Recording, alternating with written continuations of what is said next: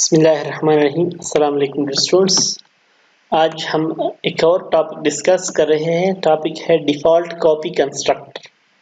नाम से जाहिर है डिफ़ॉल्ट कंस्ट्रक्टर। डिफ़ॉल्ट कंस्ट्रक्टर या डिफ़ॉल्ट कॉपी कंस्ट्रक्टर ये ऐसा कंस्ट्रक्टर है जो C++ में बाय डिफ़ॉल्ट अवेलेबल है। अ constructor which is default in C++ में डिफ़ॉल्टली अवेलेबल है। ठीक है, मतलब अवेलेबल है, दोबारा लिखने की इसकी ज़रूरत नहीं है। ठीक है, नो नीड टू राइट, हमें ज़रूरत नहीं है कि हम इसको दोबारा लिखें क्योंकि ऑलरेडी C++ ने लिखा हुआ है, हमें अवेलेबल है। किस मकसद के लिए अवेलेबल है? ये ऐसा फंक्शन है जब हम एक ऑब्जेक्ट को दूसरे ऑब्जेक्ट को असाइन करेंगे। लेट्स सपोज मेरे पास है डिस्टेंस क्लास का एक ऑब्जेक्ट है d1 और इसमें कुछ वैल्यूज मैंने स्टोर की है। लेट्स सपोज 4 और 5.2, ये कुछ वैल्यूज मैंने लेट्स सपोज इसमें स्टोर की है। ठीक है, मेरे पास ये एक ऑब्जेक्ट है डिस्टेंस d1। अब लेट्स सपोज मेरे पास एक और ऑब्जेक्ट है डिस्टेंस d2 और मैं चाहता हूं कि मैं इसमें d1 को स्टोर करूं। ठीक है, जैसे कि पहले लेट्स सपोज मेरे पास इंटीजर x में स्टोर था 5, इंटीजर y में मैं क्या कर सकता था, इंटीजर y में मैं x को स्टोर कर सकता था ना, सिंपल डेटा टाइप में। लेकिन उधर जो था वो तो सिंपल डेटा टाइप है, वो तो सिंपली x की वैल्यू कॉपी हो जाएगी y में। लेकिन इधर जो है, इधर डिस्टेंस d2 में डिस्टेंस d1 कॉपी होगा, लेकिन ये सिंपल कॉपी नहीं होगा। इसके लिए एक कंस्ट्रक्टर कॉल होता है। एक जब मैं ये करता हूँ डिस्टेंस d1 को कॉपी कर रहा हूँ d2 में, तो इस तरह एक कंस्ट्रक्टर कॉल होता है। उस कंस्ट्रक्टर को कहते हैं डिफॉल्ट कॉपी कंस्ट्रक्टर। और डिफॉल्ट कॉपी कंस्ट्रक्टर जो है, इसको यूजर को कोई जरूरत नहीं इसको लिखने के लिए क्योंकि ये ऑलरेडी C++ में अवेलेबल है, हमारा काम होता है। ठीक है, C++ हमारा काम कर रहा है। लेकिन इधर ये बात याद रखनी है कि डिस्टेंस, ये जो मैं डिस्टेंस d2 में ऑब्जेक्ट कॉपी कर रहा हूँ डिस्टेंस d1, इन दोनों का क्लास सेम होना चाहिए। ये भी डिस्टेंस का ऑब्जेक्ट है, ये भी डिस्टेंस का ऑब्जेक्ट है। इस तरह आप नहीं कर सकते। लेट सपोज आपके पास काउंटर क्लास का एक ऑब्जेक्ट हो, लेट सपोज C, और आप चाहते हैं कि इसमें कॉपी करें d2, तो ये आपको एरर देगा क्योंकि ये एक डिफरेंट क्लास है, ये एक डिफरेंट क्लास है। आप इस क्लास के ऑब्जेक्ट इस क्लास के ऑब्जेक्ट में कॉपी नहीं कर सकते। लेकिन सेम क्लास के ऑब्जेक्ट को, ये दोनों क्लास सेम है, तो d1 आप d2 में कॉपी कर सकते हैं। आप जब d1 d2 को असाइन करेंगे तो इधर असाइनमेंट के वक्त एक कंस्ट्रक्टर कॉल होता है। उस कंस्ट्रक्टर को डिफॉल्ट कॉपी कंस्ट्रक्टर कहते हैं।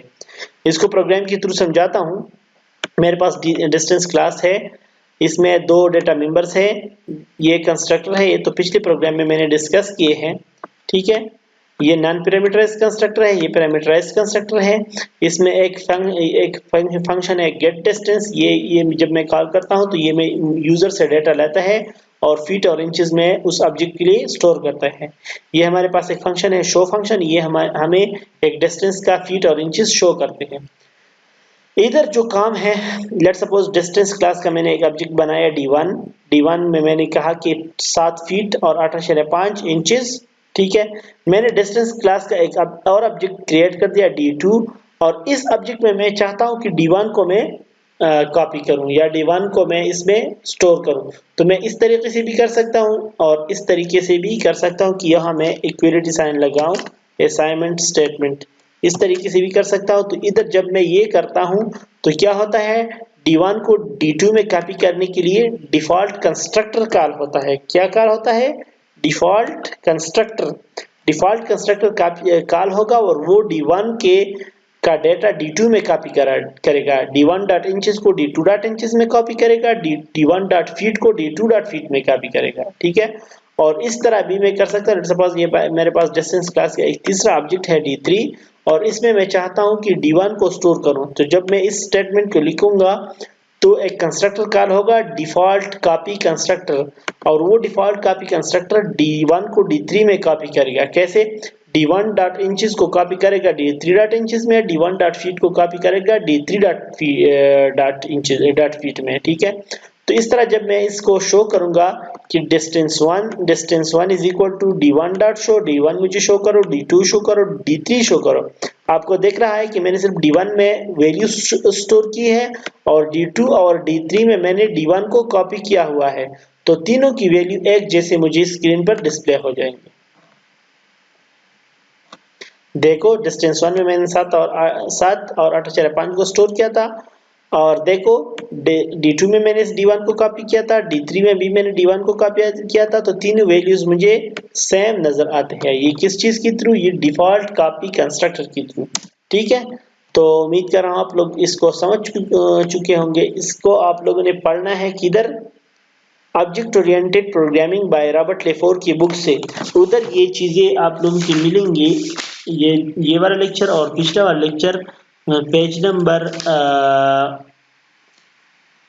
233 से शुरू होके पेज नंबर 237 तक, सॉरी 239 तक, तो 239 तक की चीज आप लोग लाजमी पढ़ें बुक से। ठीक है, आप लोगों को कोई भी मसला हो तो आप लोग मुझसे किसी भी वक्त किसी भी तरीके से पूछ सकते हैं। ठीक है, थैंक यू सो मच।